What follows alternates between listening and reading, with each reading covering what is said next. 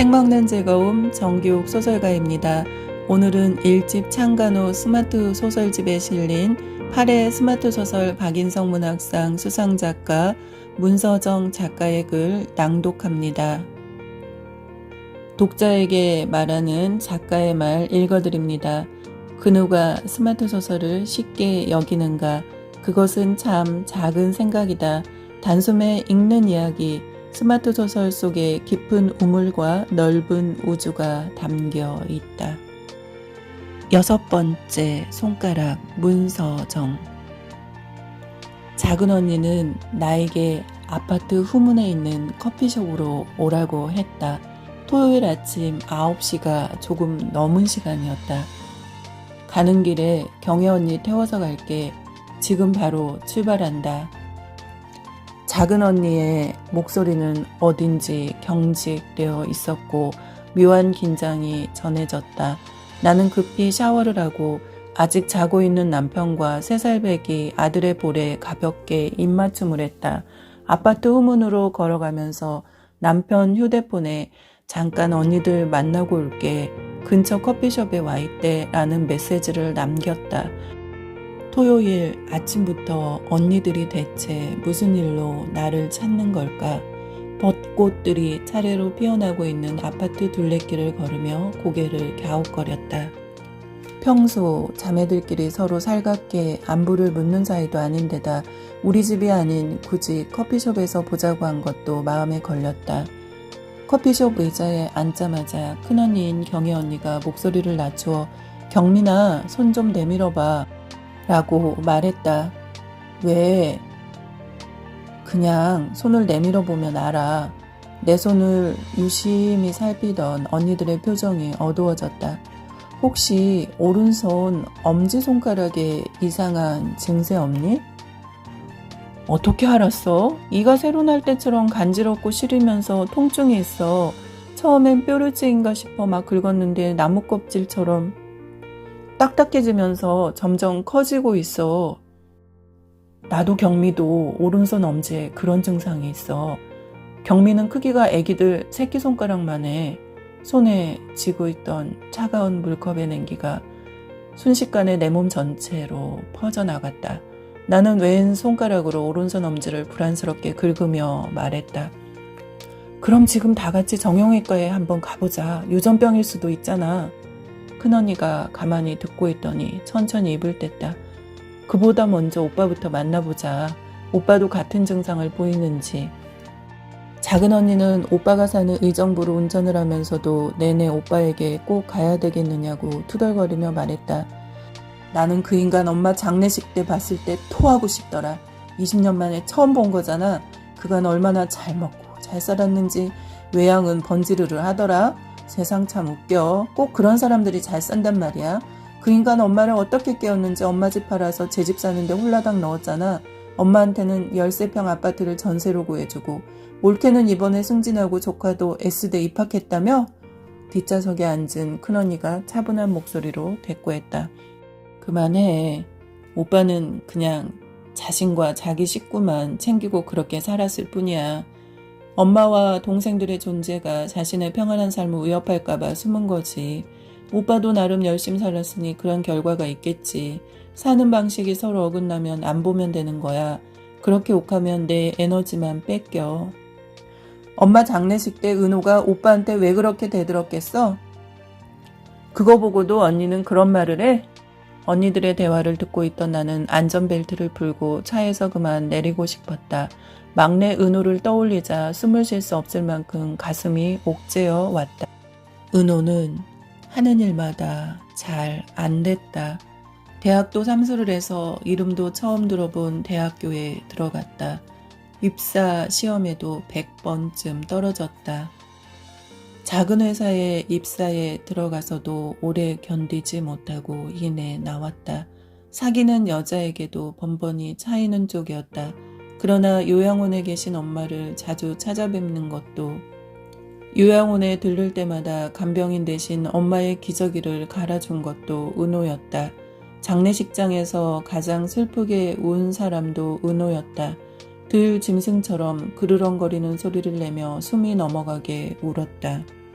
오빠네 집 근처 찻집에서 오빠를 만났다. 오빠는 오른손 엄지에 붕대를 칭칭 감고 나타났다. 언니들도 나도 아무 말을 하지 않았다. 서로 애들 안부를 맥락 없이 묻고 커피를 다 마시고는 커피숍을 나왔다. 차에 타자마자 큰언니가 작은언니에게 지금 원주로 가자, 은호한테 문자부터 보내 라며 굳은 표정으로 말했다. 오후부터 비가 오려는지 눅진한 바람이 자동차 창으로 들어왔다.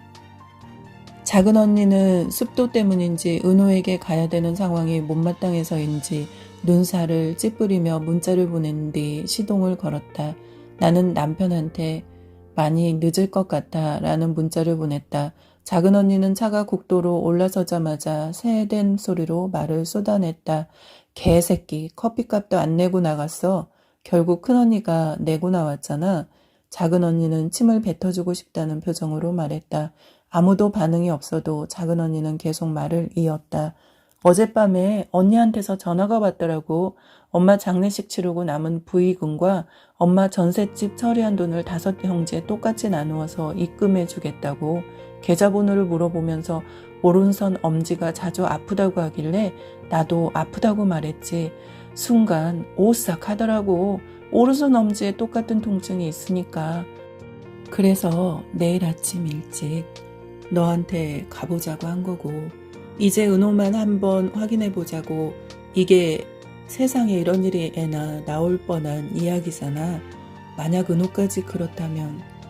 작은 언니의 말이 끝나지도 않았는데 큰언니가 뒷좌석에서 몸을 고추 세우더니 격앙된 목소리로 말했다. 제발 잠자코 좀 가자. 단순한 피부병일 수도 있어. 자꾸 커지고 있지만 그냥 딱딱한 각질일 뿐이잖아. 나는 조수석에서 아무 소리도 내지 않고 두 눈을 감았다. 밑도 끝도 없는 불안감이 몰려왔다. 가깝해서 숨을 훅 하고 크게 여러 번 쉬었다. 은호가 목에 핏줄을 돋우며 소리치던 모습이 떠올랐다. 엄마 사무제를 지낸 후 식당에서 밥을 먹으며 부의금 남은 것과 엄마 집 전세금에서 요양원 비용은 치르고 남은 돈을 어떻게 처리할 건지 5 형제가 의논을 할 때였다. 부의금은 남은 금액을 똑같이 나누어 갖자는 의견과 각자 앞으로 들어온 부의금 %만큼 나누자는 의견이 팽팽히 맞섰다. 그때 택배상 하차 아르바이트를 하다가 오른쪽 다리를 다쳐 반 깁스를 하고 있는 은호가 식당 테이블을 손바닥으로 탁 내리치며 일어났다. 아무도 이 돈 손 못 대. 아무도 가질 자격 없어. 형은 엄마와 인연 끊은 지 20년이 넘었고 누나들도 평생 엄마를 부끄러워하며 살았잖아. 다들 서울에서 원주까지 얼마나 멀다고 요양원에 계신 엄마를 자주 보러 오지 않은 거야? 왜 그렇게 엄마가 부끄러웠는데? 엄마가 평생 시장에서 생선 팔아 형과 누나들 공부시켰는데 왜? 엄마가 육손이라서? 은호는 말을 단숨에 뱉고서는 분을 참지 못하겠는지 한동안 거칠게 숨을 몰아 쉬었다. 그때 오빠가 벌떡 일어서 테이블 위를 가로질러 가더니 은호의 뺨과 머리를 후려쳤다. 엄마는 오른손 엄지 옆에 손가락이 하나 더 붙어있는 육손이었다. 엄마는 남들보다 손가락이 하나 더 많다는 이유로 엄마보다 11살이나 많은 병약한 남편과 결혼을 했고 자주 병석에 눕는 아버지 대신 평생을 시장에서 일을 했다. 시장 통해서 생미역 장사, 어묵 장사를 거쳐 생선 장사를 60이 넘어서까지 했다. 나는 엄마에게서 나는 냄새가 싫었다.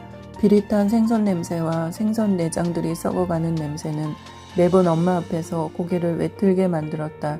엄마의 채취를 생각만 해도 온몸에 생선 비늘이 돋아날 것 같았다. 학기 초나 운동회 때 엄마가 학교에 올까봐 아예 학교 일정을 알려주지 않았다. 그러나 그날 일은 두고두고 나를 괴롭혔다. 결혼 일정을 잡기 위해 예비 시부모님과 엄마의 상견례가 있는 날 나는 시 어른들께 엄마가 갑자기 편찮으셔서 못 나오신다고 거짓말을 했다. 시 어른들이 엄마의 오른손 엄지 옆에 나뭇가지처럼 툭 붉어져 나온 6번째 손가락을 볼까 봐서였다. 엄마에게는 반대로 시어머님이 다치셔서 상견례는 하지 않기로 했다고 둘러댔다. 혼자 시부모님을 만나고 택시를 타고 집 근처에서 내려 좁은 골목을 걸어 올라갔다. 봄비가 내리고 있었다. 빗줄기는 굵지 않았지만 바람이 세게 불어 코트와 구두는 금세 흠씬 젖었다. 놀이터에서 잠시 숨을 골랐다. 근처 나무 아래에 누가 서 있었다. 한 손은 우산을 받쳐들고 한 손에는 긴 우산을 쥐고서 엄마였다. 언제부터 나를 기다렸던 걸까? 엄마의 얼굴은 젖어 있었다. 아무 말 없이 나무에 기대어 서 있던 엄마는 한 그루 나무처럼 보였다. 은호의 집 근처에 있는 좁은 골목에 차를 대고 내렸다. 잿빛으로 변한 하늘은 무겁게 내려앉아 있었다. 현관문을 열어주던 은호의 눈이 둥그렇게 커졌다. 누나들 셋이 갑자기 웬일이야? 이 근처 지나다가 내 생각이 나서 왔지. 급하게 오느라 빈손으로 왔어. 괜찮지? 괜찮지 그럼. 작은 언니와 은호가 이야기를 나누는 사이 나는 은호의 손을 찬찬히 살폈다. 별다른 이상이 없어 보였다. 큰언니는 넷이 앉자 집이 꽉 차 몸 돌릴 틈도 없는 원룸을 눈으로 살폈다. 오른손 약손에 낀 반지는 뭐야? 커플 반지야? 어디 손 좀 봐. 작은 언니가 덥석 은호의 오른손을 잡고서는 반지를 보는 척하며 은호의 엄지를 만졌다. 누나 왜 이래 징그럽게 하며 은호가 손을 뺐다. 누나들 저녁 먹고 가. 지금 자장면 시킬까? 은호가 말하자 아니 하며 우리 셋은 동시에 손사래를 쳤다. 은호가 일어서더니 깁스한 다리를 끌며 가스레인지 쪽으로 가며 말했다. 라면이라도 끓일게. 먹고 가. 내 집에 처음 오는 거잖아. 하긴 그랬다. 3년 전에 엄마가 요양원에 입원하고서야 은호는 32의 나이에 독립을 했다. 아무도 은호가 어떻게 사는지 몰랐다. 30대 성인이니까 당연히 관심조차 가지지 않았다. 엄마가 학교에 오지 않았다고 교실 바닥에 주저앉아 울었던 아이. 여자친구가 생기면 엄마에게 항상 데려와 소개를 시키던 은호. 계란과 파를 쏭쏭 썰어 넣은 라면은 면발이 적당히 탱글탱글했다. 작은 언니와 나는 한 그릇을 다 비웠고 큰언니는 두어 젓가락 먹다가 일어섰다. 우리도 따라 일어났다. 큰언니가 작은 탁자 위에 통장을 조용히 올려놓았다. 부의금 남은 것과 엄마 전세금 정리한 거야. 이거 다 내 거야. 그날 이 돈 내가 받을 자격이 있다는 뜻은 아니었어. 은호는 눈을 내리깐 채 가만히 서 있었다. 그때 작은 언니가 대화에 끼어들었다. 언니, 한마디 상의도 없이 뭐야? 5명 똑같이 나누기로 한 거 아니었어? 작은 언니가 얼굴이 벌개져서 소리를 쳤다. 큰언니가 내게 무슨 말인가를 해보라는 눈짓을 보냈다. 나는 시선을 바닥으로 떨어뜨린 채 아무 말을 하지 않았다. 은호가 이마에 새파랗게 힘줄을 드러내며 소리쳤다.